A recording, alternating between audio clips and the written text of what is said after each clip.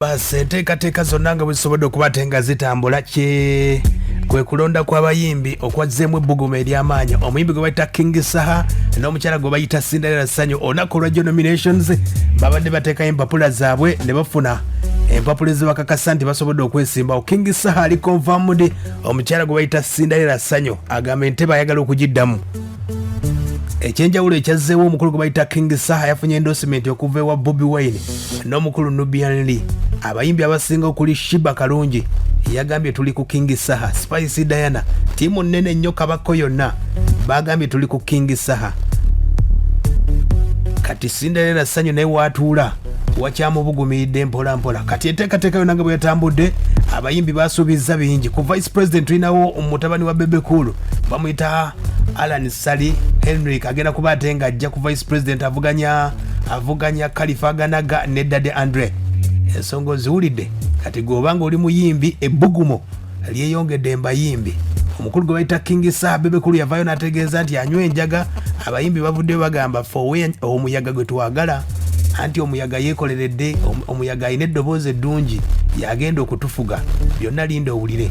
Kati ensonga zonna nga bwe zaatambudde tutandise n'omukyala abadde ali mu ntebe agamba ye byakoze abikoze era agambye agenda kukola. Cinderella Ssanyu omukyala nakawere naye ng'agamba twakatandika. I feel like term gye nabaddeko as the vice and then became the acting president ebadde time yange kuyiga. Kati I feel like I'm ready now okufuuka the actual president entebe njituulemu nkole what I'm supposed to do. Yes, because we twatandikira tetwalina any experience, so tubadde mu kuyiga ku meeting abantu kutegera kino kigwa wano offices zino ze tulina consulting bwentyo. Kati I feel like ndi ready. Ndowooza wulidde. Cindy agamba nti luli entebe abadde agiri mabbali kati agyagalira ddala.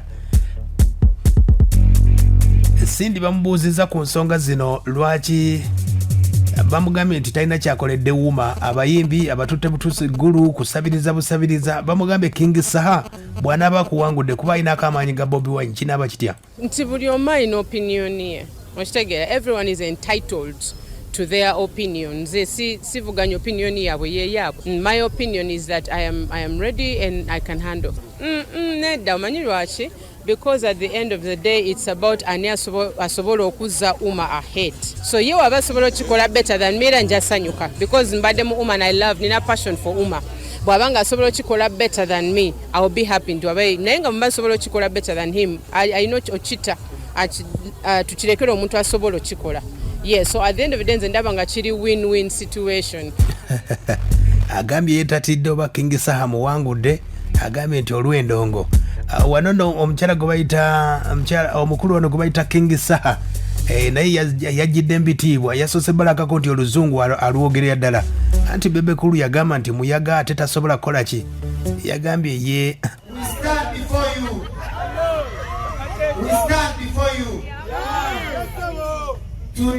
to rebuild our own industry.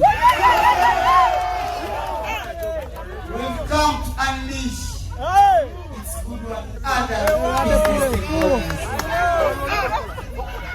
We've come to serve.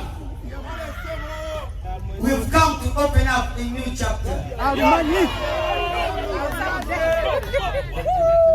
Yeah, we are going to legalize our music industry. We are going to make it a legitimate business. We are going to be united. I've come to unite all. I've come to serve all. Ulidde Bebe Cool yagamba nti omukulu tasobola. Yazze ne mu Luganda abakulu abatategedde luli King Saha agambye bw'ati. Amanya agambye nze semagamba nzungu. Abasinga mukita King Saha. Nibidde maaso gammwe nga umma president. Nibidde maaso gammwe ku lw'obumu. Nibidde mu maaso gammwe ku lw'enkolagana. Tugenda kulwanirira amateeka gaffe ng'abayimbi. Tugenda kakasa nti okuyimbwa kutwalibwanga bizinesi n'olaba emirimu emirala. Tugenda kulwanirira ekitiibwa ky'omuyimbi era omwana wa ghetto yenna aliyeyo ng'oyimba funa kaadi ya umma ogenda okukubira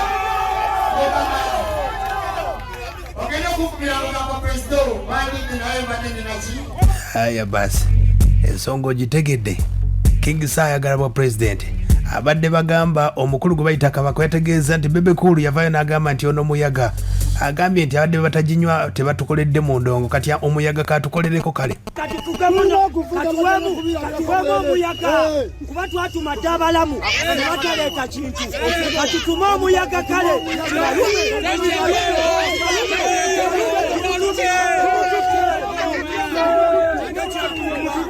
yogera ne US president yagamba omusajja talina figa kyalo kwabeera si kansala naye yagamba omusajja talina figa ya bukulembeze buva wa Katonda nyambala bannange naffe tukkirize Manusulu sifa abamutumye Katonda ye yamutumye mukkirize abali eyo abatulaba Manusulu yamulese Katonda Manusulu simaina gye yavudde Manusulu mwana wange beerawo Manusulu ndaso yali yagwa ndaso yali yagwa ayaya ye Kabaka bwategeezezza wano no wajjeewo omukoosi sooka oli omukyala gwe bayita Shiba Kalungi yategeezezza nti abadde pulezidenti wa Wuma abadde tamumanyi kumba abadde Sindi naye ndowooza mpalana ya ndongo wulira Shiba ng'agamba mukyahawe Shiba Kalungi so tuli mu bululu nze Wuma pulezidenti mbadde sinnamanya naaliko kati nange kyali wange yazze n'angamba wange tulina okufightingira cause ya copyright engamba copyright I've waited for someone to fight for that so bad kubanga ebyaddala tukola engeri yokka gye tuyinza okukola is ng'olinnye ku stage but what if ofuna accident what if ofunamu obuzibu God forbid bibeerawo obeerawo otya nga toyimbye ku stage ng'okutte microphone ono music yenna gw'oreleasinga abawagizi bwe bagula naate gwe nga tomanyi sente zikola kyeziraga so copyright tugyetaaga so that music waffe ayamba abaana baffe ndowooza omulidde ye Shiba bwe yategeeza twagala agambye nti Wuma president adde tamumanyi wadde ate nga abadde mukwano gwe Sindi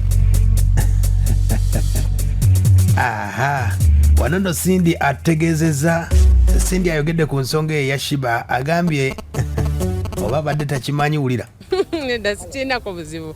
Banji in this country don't know about me and there is no problem. You don't need to know me. Techichusa the fact that I'm the president of Uma. Yes, kati yo Uma office jeri yenna tachimanyi eri wano ku National Theatre. I'm sure by now agitegedde. Era ekituufu akitegedde. We will not have to explain again. And simanyi kimuli mu mutima. Nedda sikiina yadde. No. No, sina buzibu with any artist. Toshtegera sina buzibu with any artist. But tuba ne music waffe nga competing on the countdown. It doesn't mean personally nkuina buzibu. No, not at all. Sina buzibu with any artist. Sagala tekawo linnya. Sigenda tekawo linnya. She's not that. Ensonga zezo no. Era Sindi yategeeza bamubuzizza ku nsonga nti Wuma badde judde entalo. Ebyobufuzi byayingira.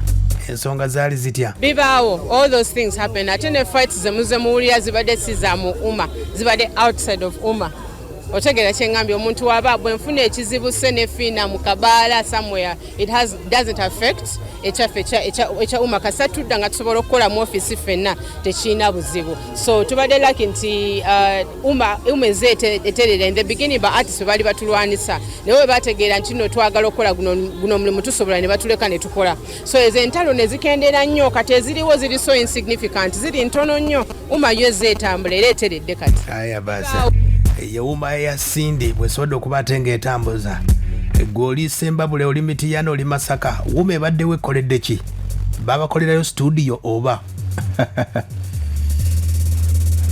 Vice President mutano wa Bebe Cool naye agambye nti ayagala Vice President bwa Wuma akulembera abayimbi muyimbi yali abaddeko n'olutalo n'omuyimbi omulala Son Record ze Alan Hendrix sibeerangako n'olutalo na muyimbi n'omu ngenda tandika n'eki ne Unity. Number 2, nze Alan Hendrick, I'm a software developer.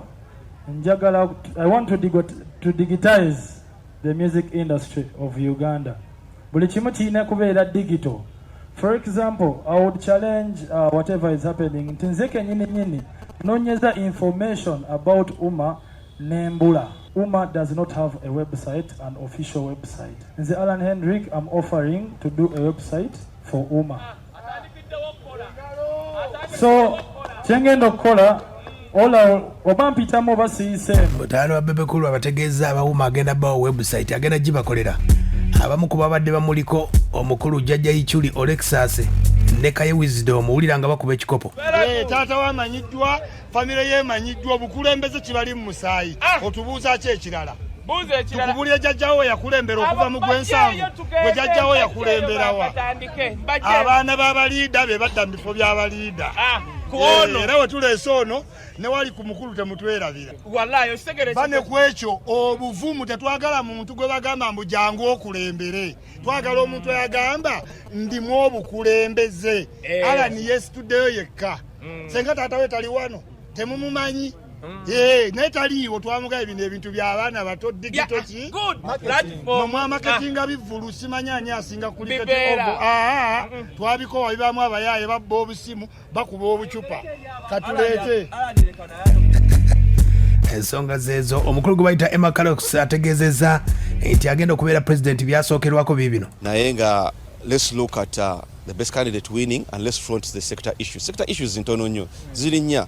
Like one, we need a ministry. Two, copyright to kubanga kola musenda la copyright kola iwane take away dunji nyone ya tuleyo. Three, infrastructures. Twakafuna cities countries all over have creation hubs, have cinemas, have theaters in cities. No one to name national theater and wetuli. Then number four, consistent funding to be mu budget. The studies assembly to came as supplementary to inokubera muchi mu budget. So those are the four key issues A ministry, consistent funding, infrastructure and aligning copyright. Copyright abasiba bogera ku copyright kinene but copyright ekizibu kyeyina teteka werine terikola teriruma tino omuntu wabba oluyima wako eteka eri muluma tino waba currency points meka waba msebe myezi mukaga wana ndoza byebyo ntokateko gitegedde gobanga oli muyimbi wawe wandisa okulonda kweko ku president ina Sindi ne King Saha abalunye babega kuliko Shiba Kalungi kuliko Bobi Wine Rubianli bakabako bonna tiimu yeeyo Sindi muyimbi kyamulika emabega ndabako fiina mugwera amasannyalaze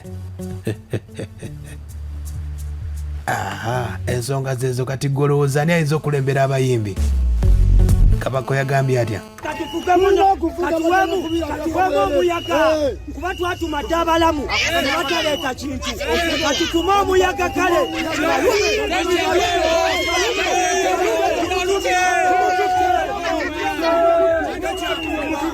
yogera ne West President yagamba omusajja talina figa kukyalo kwabeera si kansala naye yagamba omusajja talina figa ya bukulembeze buva wa Katonda nyambala bannange naffe tukkirize Manisuulu sifa abamutumye Katonda ye yamutumye mukkirize abali eyo abatulaba Manisuulu yamulese Katonda Manisuulu simanyi gye yavudde Manisuulu mwana wange beerawo Manisuulu yali yagwa Industry yali yagwa